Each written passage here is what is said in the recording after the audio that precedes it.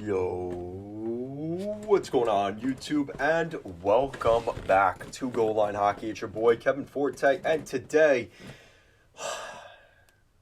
we have to talk about the New York Islanders. That's right.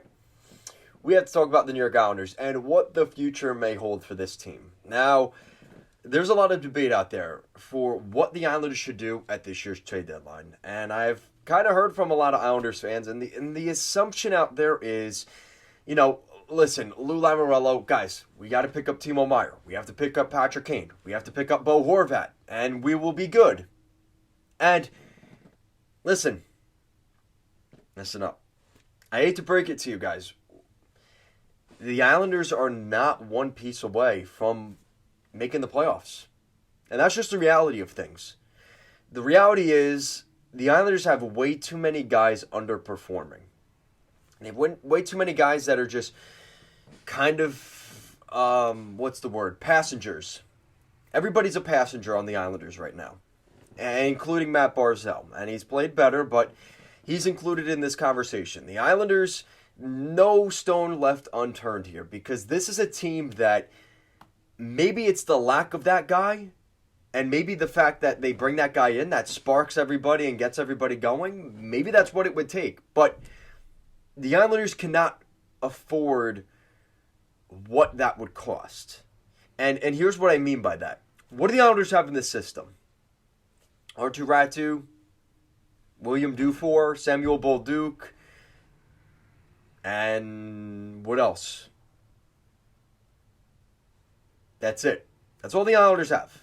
And when you really look at the situation, the guys that it would take to acquire a Timo Meier or a Patrick Kane or even a Bo Horvat. Listen, guys, I've been doing mock trades for other teams around the league, and there are teams around the league like Boston and the Rangers and the Kings that can give up better offers than that without even giving up their best asset. And that's where, if the Islanders are to make that kind of trade, it's not going to happen. But the Islanders would have to give up a Wallstrom, or, again, Räty at the very least, or a Dobson. And does it make sense for the Islanders to do that? If you're going to acquire a Patrick Kane or a Horvat or a Meier, you want to add to a Dobson and a Wallstrom and to what you already have. If you have to take guys out of your lineup like that to bring in those guys, it defeats the whole point of the trade in the first place, because that means you don't have enough depth in your prospect pool to acquire those said players. Because again, it's counterintuitive to make that trade for Kane if you're trading Wallstrom. Is that really a net benefit to trade potentially 2 first-round picks and Oliver Wallstrom and another asset and a Samuel Bolduc for Kane? I mean, that's probably the offer that the Islanders would have to give up. It's not realistic. The Islanders should not make that trade. And that's really what this comes down to. The Islanders don't have the prospect pool to make those trades. They just don't. And they don't have enough guys on the roster where even if they did add that one player, I truly don't believe that one player would be enough for this team. That's just the reality of the situation. And that's really what this comes down to. They are not one piece away from making the playoffs, despite how close they are still to making the playoffs. And the problem is, listen, they lost to the Buffalo Sabres the other day. That's a huge loss. They've lost a couple of big games. And I went to the Habs game, I went to the Capitals game, and I went to the Bruins game. And even in that Montreal game, that game was way closer than it needed to be. They go up 2-0 early, and they weren't able to put that third goal away to just kind of salt the game away. And Montreal ended up scoring in the third period and made things way closer than they ever had to. And that, even in a win, the Islanders didn't look that good. And again, perfect example, 3-0 lead against Washington. And the hit on Ovechkin, that changed the momentum of that game. And I remember saying this last year, and we are seeing the same exact issue right now. The Islanders are not a threat on the power play. Their power play is the worst in the National Hockey League since November. It is to the point where teams are taking exception to the Islanders and not even respecting their power play. Guys are willing to go in the box against the Islanders, and they're like, okay, I'll lay the big hit, and I'll take the chance of going to the penalty box because you know what? The Islanders are so bad on the power play that it's not even a net loss. It's worth the risk of taking that penalty and maybe even injuring an Islander or taking the momentum, any sense of momentum from the Islanders if I have to lay that hit. And look what happened to Washington after that. They ended up coming back and winning the game. And when Washington scored that first goal, whatever, they didn't even tie the game. When it was 3-2 for the Islanders, you knew that the Islanders were going to blow that lead. You just knew it. You had that sense. You knew that they were going to blow that game. And that's exactly what happened. And again, that wasn't even a lack of scoring. But again, it wasn't from the higher end guys. Hudson Fasching scored. I think a defenseman scored. And somebody got guys that don't traditionally scored goals. You didn't even see scoring from Barzell or Nelson or the top end guys. You need to see more scoring from your higher end guys, from the Parises and stuff like that. But this team and the recent trend from the last couple of games has, the last 4 games, they've scored in the first period and they haven't scored really after that. And they've gotten outscored the rest of the game. And that's been the theme.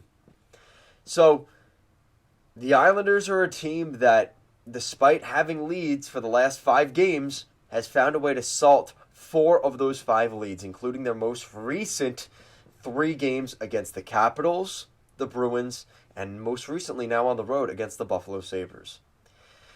And that leads to the conversation of what should Lou Lamoriello do? Because a lot of people will sit out there and say, Lou has to do something. And a lot of people, I agree, Lou has to do something. But what? I think he should sell. Not hardcore sell, but sell. Now, I'm not saying guys with multiple years on their contracts, like trading Bailey and Nelson and stuff like that. No. Not now. Not now. If that's something that gets brought up in the summertime, I'm willing to listen to that.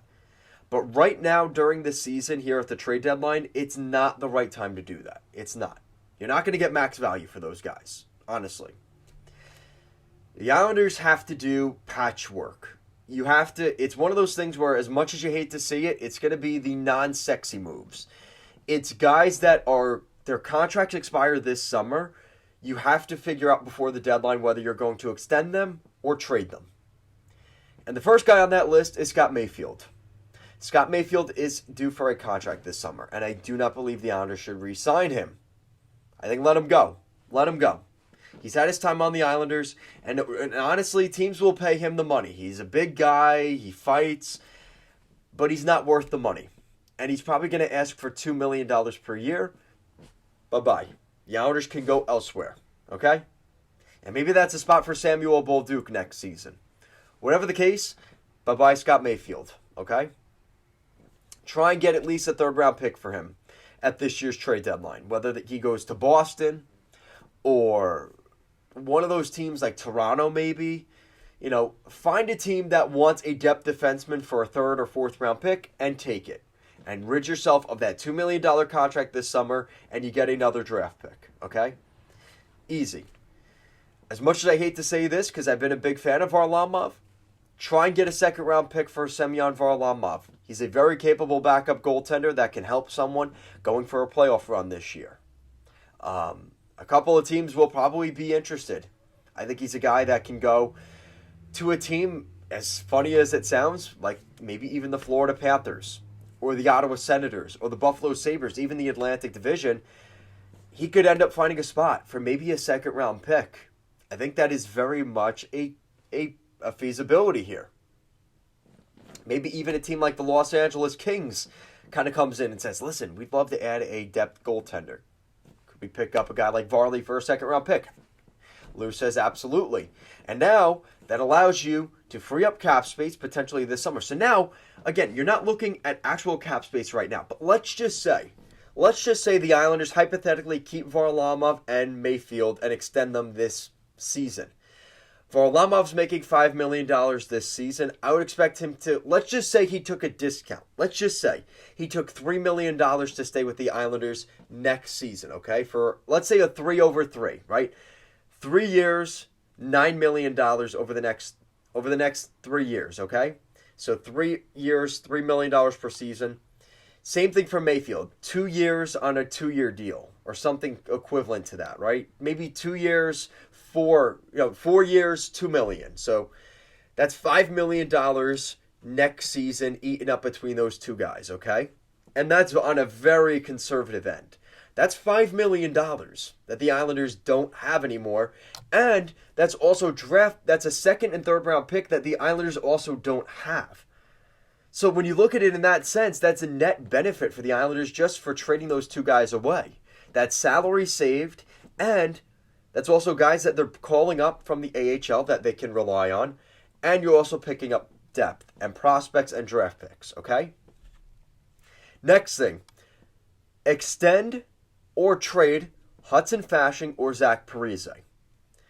Now, honestly, I liked Hudson Fasching this season. Thought he was a net benefit for the Islanders. And truthfully, the last couple weeks I've seen from the Islanders live, he's been the hardest working player. But for what that's worth, he is still, at best, a third or fourth line player.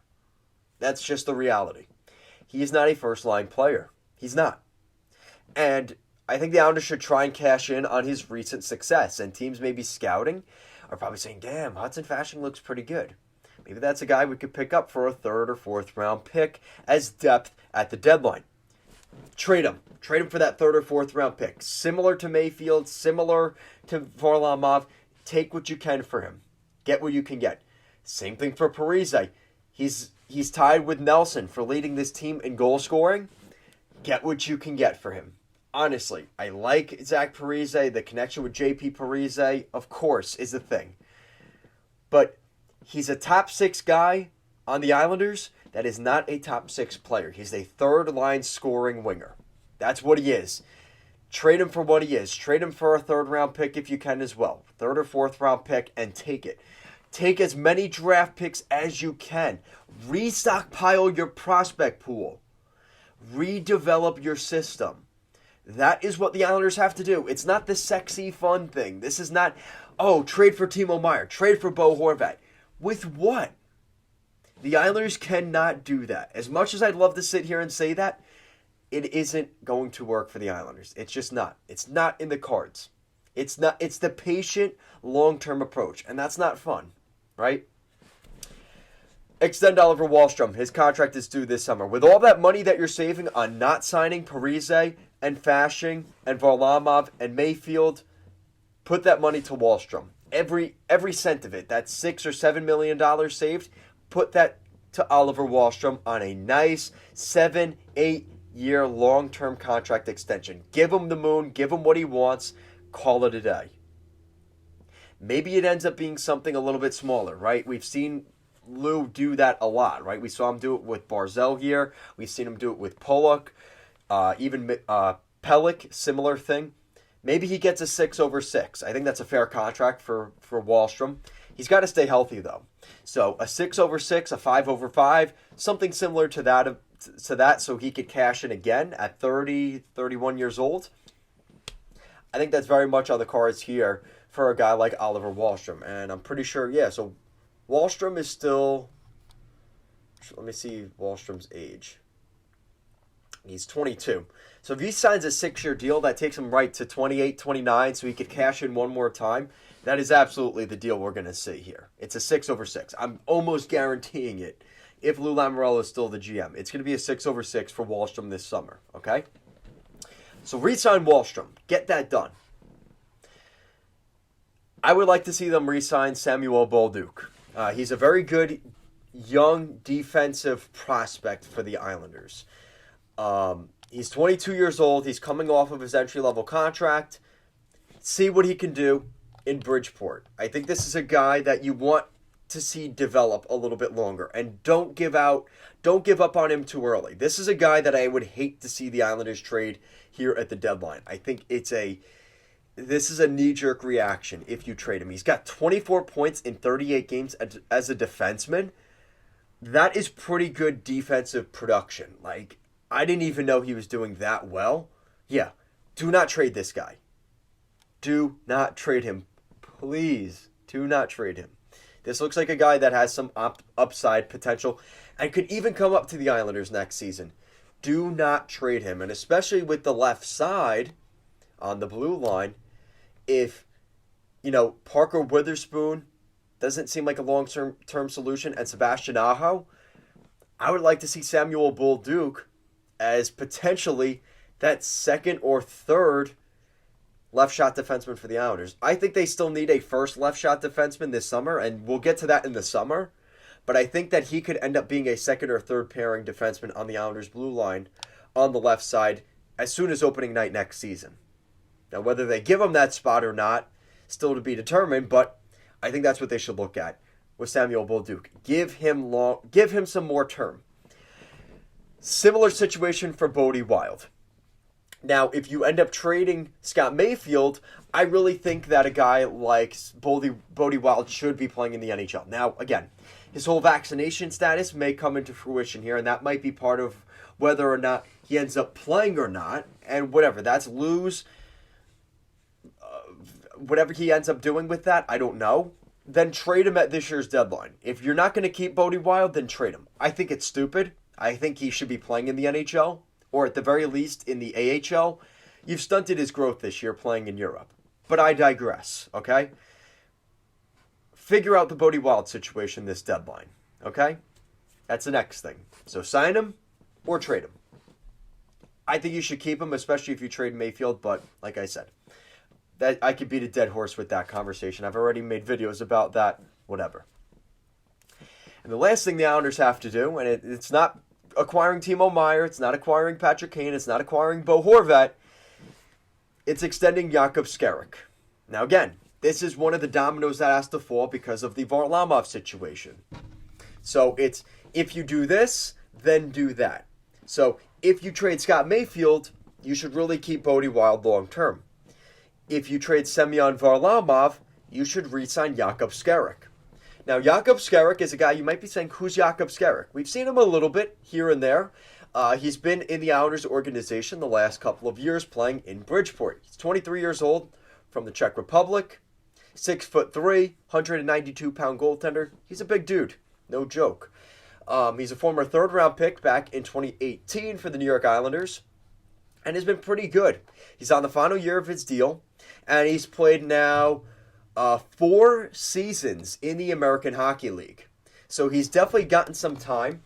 His numbers haven't been great. So this is a guy that, again, is probably a third goaltender, but he's got an .875 save percentage with the Bridgeport Sound Tigers and a 3.82 goals against average. So, again, maybe the Islanders give Skerrick 1 season next year with the Islanders. Again, I kind of hesitate with that because I don't even know if he's worth keeping. And that's where the Islanders might have to look in the goalie market for another goalie next year if they end up trading Varlamov. Or maybe he comes back on a cheap deal. I don't know. But I think that Skerrick, if you want to talk about maybe discount in terms of a goaltender, Jakub Skerrick could do that. Now, here's the other thing you could look at. We've seen goaltenders that aren't very good, and they end up coming to the Piero Greco goalie camp of the New York Islanders. I don't know who's left from that Islanders goalie coaching staff. I think it's Mitch Korn, right? Is Mitch Korn still there or Piero Greco? One of them is still there. I think it's Piero Greco. He's still there. And he can develop goaltenders. And we've seen what's happened with Sorokin. We saw what they did with Robin Lehner, right? Very good goaltender with the Islanders. And Semyon Varlamov, who struggled in Colorado and Washington and ended up doing much better when he got back with Mitch Korn. You know, when he was with Mitch Korn in Washington with Barry Trotz back in the day, and he's kind of redeveloped himself with the Islanders, right, when he got back with that system. So, Jakub Skerrick, there is reason to believe with another season with that goalie coaching staff and development, maybe he develops as a goaltender, becomes a backup. I don't know. But again, maybe the Islanders do look at another goalie option this summer, and I think that's something to be said. I think the Islanders will end up going that route. But nonetheless, I think Skerrick will be in the conversation here. His numbers just aren't very convincing to say he's worthy of being a backup next year and moving up, right? And getting a promotion. But with that said, there's already a 20-minute video. The Islanders, at the end of the day, the theme is patience. And I know Islanders fans are sick of that because we've heard that since I've been born. But the reality is the Islanders can't afford to do what they want to do. They don't have the prospect pool. They don't have the depth to go out and make those moves. The Islanders have already sacrificed draft picks and prospects, right? They traded for Kyle Palmieri. They traded for Travis Zajac. They've made those moves here the last 3 or 4 years. They've traded for Pajot. And yeah, it's paid off in a sense, but it's also hurt them in other ways. They've had to trade Devontae's. They've had to let those guys go. They've had to trade first-round picks to trade out Andrew Ladd's contract. The reality is the Islanders have already given up those assets to win now. Now, they have to hit the reset button. And is it a full-on rebuild and tear apart this team?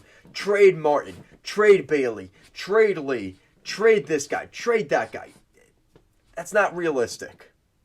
Start with the first step. See what happens when you make some of these moves. And reevaluate this team. And maybe you trade one of those guys. Maybe you do trade one of a Bailey or a Nelson. Or, I think it's too soon, but maybe you trade a Pulock this summer. He hasn't been that great this season. But again, do you want to trade a guy when his value is low? Again, those are the things you have to look at here.